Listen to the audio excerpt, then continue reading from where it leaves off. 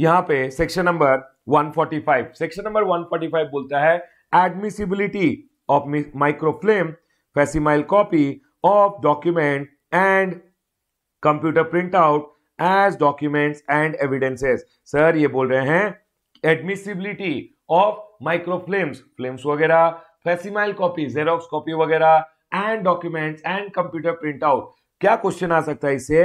What are the documents and evidences deemed to be the document and evidences for the purpose of proceeding. जब आपके against proceeding चल रहा है कोई, समझ लीजिए आपके यहाँ पे इन्वेस्टिगेशन हुआ, इन्वेस्टिगेशन में कुछ डॉक्यूमेंट्स मिला उनको, तो क्या क्या डॉक्यूमेंट्स को वो आपके लिए प्रोसीडिंग्स में यूज कर सकते हैं। तो ये बोला गया है what are the documents and evidences deemed to be document and evidences for the purpose of proceeding. Proceeding में क्या क्या एविडेंसेस और डॉक्यूमेंट एडमिट किए जाएंगे।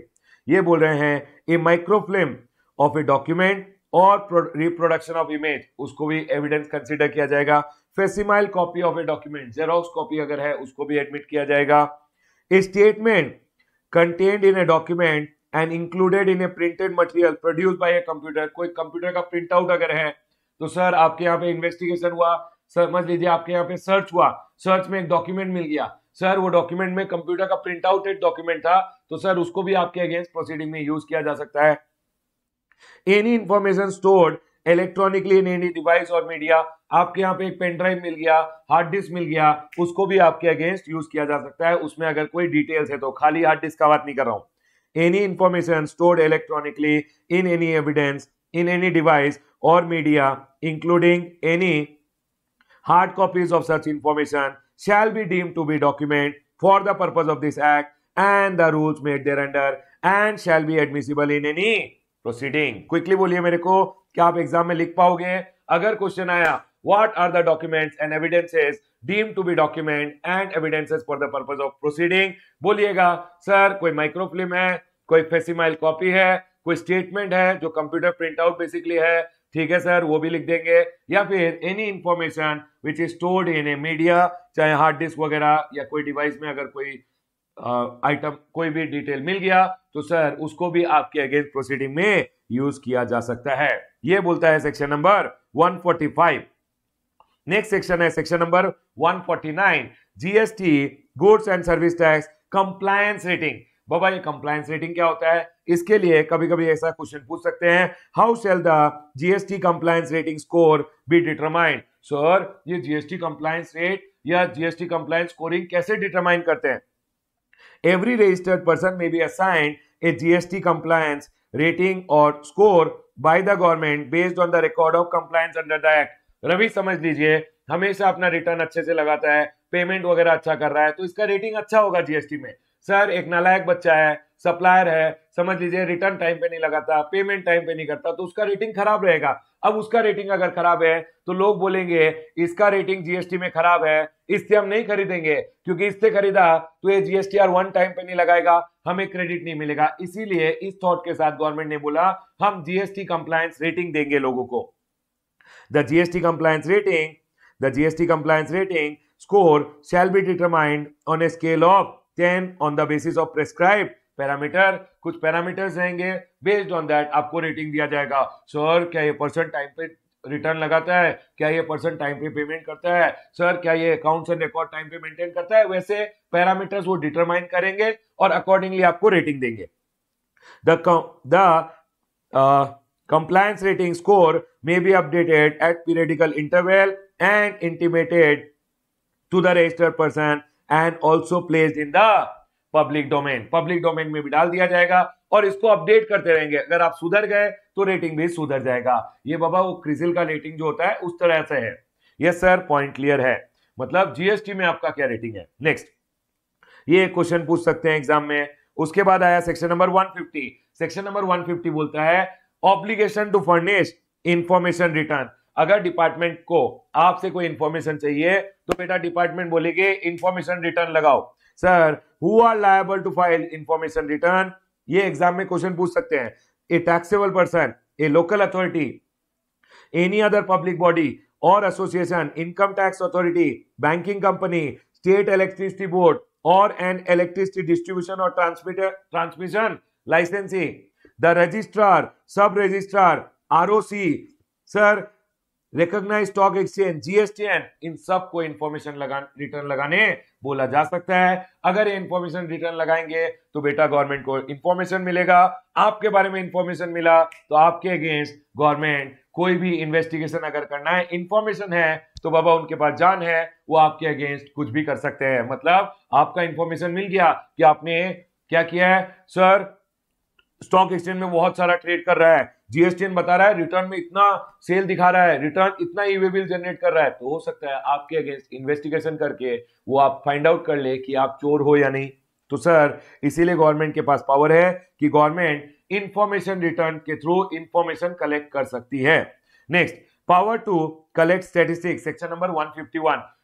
When can the power be exercise? Sir when shall the power and when can it be exercised? Who shall होगा, who shall exercise, who shall have the power and when can it be exercised? किसके पास power है statistics collect करने का और कब कब वो power को यूज कर सकता है? who and when, या who कर लेना, who shall have the power to collect statistics and when can it be exercised, लिख लेना यहाँ पे, ठीक है। who has the power? the commissioner has the power to collect statistics। कब? If he considers it necessary, उसको अगर सही लगा तो उसके पास पावर है। For the better purpose of administration of the act, उसको अगर लगा एक्ट को सही से कैरी आउट करने के लिए हमें कुछ स्टैटिस्टिकल डेटा चाहिए तो कमिश्नर के पास पावर है, वो स्टैटिस्टिक्स भी कलेक्ट कर सकता है। सेक्शन नंबर 153 बोलता है taking assistance from an expert. Sir आपके यहाँ पे समझ लीजिए ऑफिसर आया और उसको अगर कोई इन्वेस्टिगेशन के दौरान कोई सीएससीएमए का हेल्प चाहिए तो वो ले सकते हैं। वही बोला है who can take and when and at what stage can the assistance be taken. Sir expert का असिस्टेंस कब लिया जा सकता है, कौन ले सकता है? Who can take, any officer not below the rank of assistant commissioner ले सकता है। में कब ले सकता है? Having regards to the nature and complexity of the case. समझ लीजिए आपके यहाँ पे इतना अकाउंट्स में झोल है कि उनको समझ में नहीं आ रहा है अकाउंट्स, तो वो क्या कर सकते हैं, सीए का हेल्प ले सकते हैं। जब उनको लगा हैविंग रिगार्ड्स टू मतलब देखते हुए कि nature and complexity of the case and the interest of the revenue, interest of revenue को देखते हुए। ऐसा नहीं है कि रेवेन्यू का सारा खर्चा कर दिया, सर बहुत खर्चा मत करा देना, ठीक है everyone. Yes sir, take assistance of an expert at any stage and scrutiny, at any stage of scrutiny, inquiry, investigation और एनी अदर प्रोसेस। बोला है बेटा अगर आपको लगे कि इसके कारण रेवेन्यू आएगा तो बेटा कोई बात नहीं, सीए सीएमए आईटी एक्सपर्ट्स वगैरह का आप हेल्प ले सकते हो। कब ले सकते हो? स्क्रूटिनी के दौरान, इंक्वायरी के दौरान, इन्वेस्टिगेशन के दौरान और एनी अदर प्रोसीडिंग्स के दौरान, ठीक है सर। सेक्शन नंबर 158 बोलता है disclosure of information by a public servant. जो ये पब्लिक सर्वेंट होते हैं, कमिश्नर, जो ये गवर्नमेंट के लोग हैं, ये लोग इंफॉर्मेशन जो है आपका क्या बाहर लोगों को डिस्क्लोज कर सकते हैं? तो इन्होंने बोला है disclosure of information by a public servant.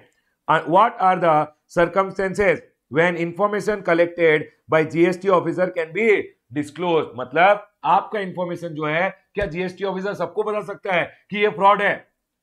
Sir कब कब बता सकता है, ये बोला है।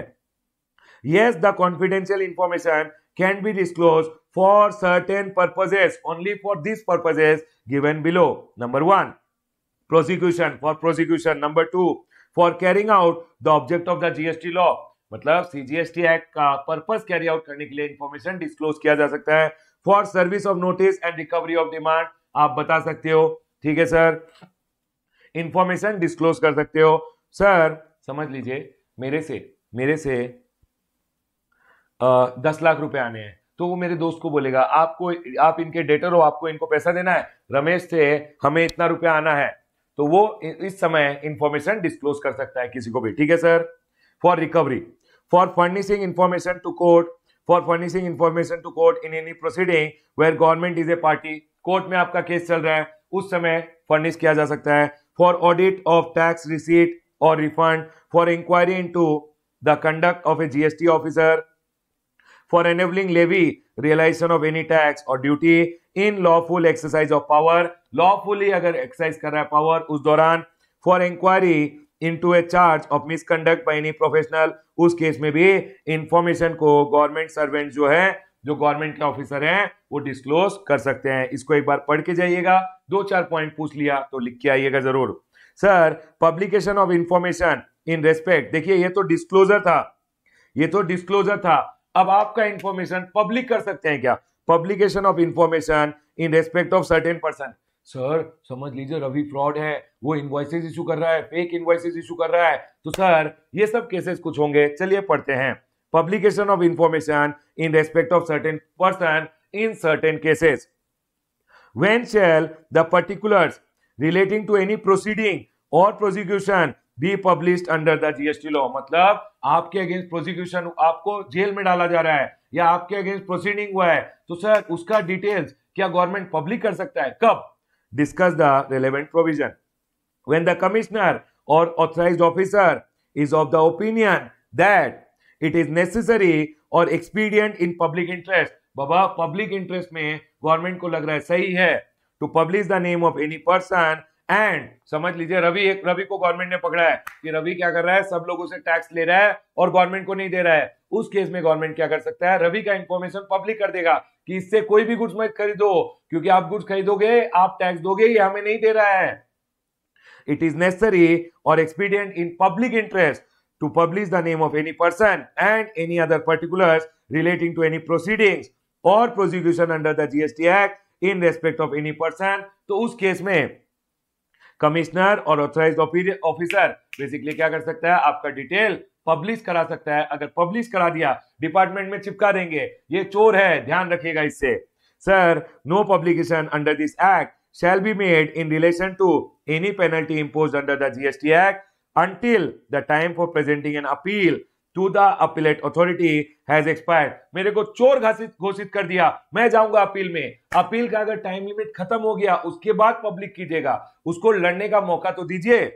Until the time limit prescribed for an appeal to the appellate authority has expired without an appeal having presented or the appeal if presented has been disposed of. मेरा appeal का टाइम लिमिट चला गया, या appeal अगर मैंने file किया है तो अपील जब डिस्पोज ऑफ हो गया उसके बाद आप पब्लिक कर सकते हो मेरा इंफॉर्मेशन, अगर मैं चोर साबित हो गया हूं।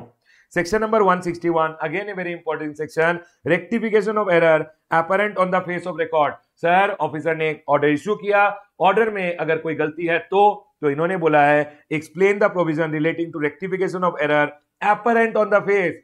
ऑर्डर देख के मालूम चल रहा है गलती है। On the face of record under section number 161 ये क्वेश्चन आ सकता है। Any authority was passed an order और इशूड डायरेक्शन और ऑर्डर और who has issued any decision or order or notice or certificate or any other document may rectify any error which is apparent on the face में ही दिख रहा है गलती है, either on his own motion खुद ब खुद या or where the error is brought to its notice by any GST officer or by the person affected within a period of 3 months from the date of issue of order। Sir एक decision government ने पास किया, एक order pass किया, order में गलती है तो sir वो रेक्टिफाई कर सकते हैं 3 महीने में। However, no such rectification shall be done after a period of 6 months from the date of issue of the decision। 6 महीने मैक्सिमम टाइम लिमिट है। Period of 6 months is not applicable in case of, ध्यान रखिएगा, clerical or arithmetical error arising from accidental slip or omission। in case sir अगर कोई arithmetical error है, clerical error है, arising from accidental slip और omission है, उसके लिए 6 महीने का टाइम लिमिट नहीं होगा, उसको बाद में भी आप रेक्टिफाई कर सकते हो। एक बात ध्यान रखिएगा, अगर आपने रेक्टिफिकेशन किया और उससे एडवर्स इफेक्ट होने वाला है सामने वाला पार्टी पे, तो बेटा उसको अपॉर्चुनिटी ऑफ बीइंग हर्ट देना। मतलब समझ लीजिए आपने एरर को रेक्टिफाई किया और उसका लायबिलिटी बढ़ गया, उसका आईटीसी कम हो गया, तो बेटा सामने वाला पार्टी को आपको देना पड़ेगा। Principle of natural justice should be followed, मतलब opportunity of being heard. Section number 168 बोलता है पावर टू इशू इंस्ट्रक्शन और direction. Power to issue instruction और direction, explain the scope circular and instruction issued by board. देखिए board power रखता है कि board circular issue करे, इंस्ट्रक्शन इशू करे। तो सर यहां मैंने क्वेश्चन डाला है कि सर एक्सप्लेन द स्कोप, कहां कहां तक वो सर्कुलर्स का एप्लीकेबिलिटी होगा। Section number 168 empowers the CBIC to issue order, instruction or direction to the CGST officer for the purpose of uniform implementation of the CGST Act. Sir अगर government देख रहा है कि मेरे ही ऑफिसर दो अलग तरीके से ऑपरेट कर रहे हैं, तो सर उस केस में गवर्नमेंट सर्कुलर इशू कर सकती है, इंस्ट्रक्शन इशू कर सकती है। All officers and all person employed in the implementation of GST act, जो भी ऑफिसर एम्प्लॉयड है under the GST act shall observe and follow such order, instruction और डायरेक्शन। सारे ऑफिसर या जो भी लोग एम्प्लॉयड है अंडर द जीएसटी एक्ट उन इंस्ट्रक्शन, उन सर्कुलर्स को फॉलो करेंगे। A circular is binding on the officer but not on the assessee. मेरे ऊपर क्या सर्कुलर बाइंडिंग है? सर वो सर्कुलर जो सीबीआईसी इशू कर रही है उसका मेरे ऊपर बाइंडिंग नहीं है, it is binding on their officer. ठीक है सर। Section number 168 power of the government to extend the time limit in special circumstances. Section number 168 एक साल पहले इंट्रोड्यूस हुआ था। ये गवर्नमेंट का power of the government to extend the time limit in special circumstance. Covid situation आ गया, government को सारे रिटर्न्स वगैरह की टाइम एक्सटेंड करने पड़े, तो गवर्नमेंट यूज किया पावर सेक्शन नंबर 168 का। The time limit provided under the CGST act can not be extended. हाँ, टाइम लिमिट जो जीएसटी एक्ट में दिया हुआ एक्सटेंड नहीं कर सकते हैं। Do you agree to the statement? यहां बोला गया है नो आई डोंट अग्री। क्यों? क्योंकि सेक्शन नंबर 168 एक स्पेशल पावर है जो गवर्नमेंट को पावर देता है कि स्पेशल सर्कमस्टेंस में फ्लड आ गया, एपिडेमिक हो गया, पैंडेमिक हो गया, ये सब सिचुएशन में government time limit to file the return beyond जो टाइम लिमिट जीएसटी एक्ट में बोला हुआ है उससे भी एक्सटेंड कर सकती है। मतलब the time limit provided under the GST act can not be extended. No sir, it can be extended using the power under section number 168. The government has the power to extend the time limit provided under the GST Act. However, such power are not unbridled power.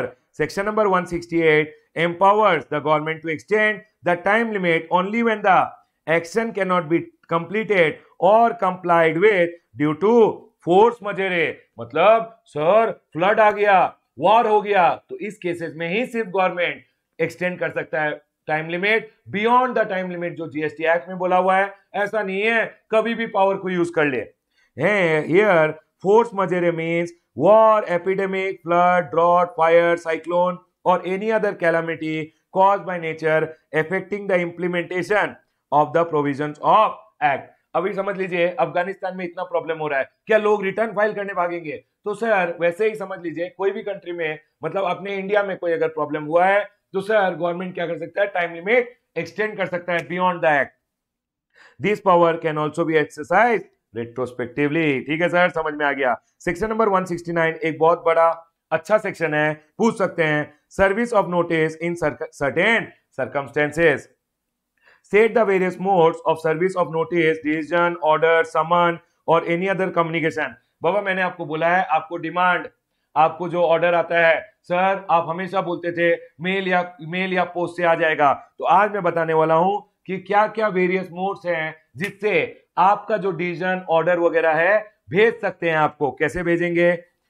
Giving or tendering directly, including sir directly दे दिया आपको, ले बेटा तेरा order, or including by a courier to the addressee or authorized representative or to any adult member of the family residing with the taxable person. Sir समझ लीजिए एक बच्चे को दे दिया, बच्चा तो खेल खुल के फाड़ के फेंक देगा, तो इसीलिए इन्होंने ये बोला है कि सर हमेशा ध्यान रखिएगा इसको दिया जाएगा to any adult member of a family residing with the taxable person. ठीक है सर, उसको डायरेक्टली दे दिया जाएगा या फिर उसको कोरियर से भेज दिया जाएगा या ऑथराइज रिप्रेजेंटेटिव को दिया जाएगा और to adult member of the family दे दिया जाएगा।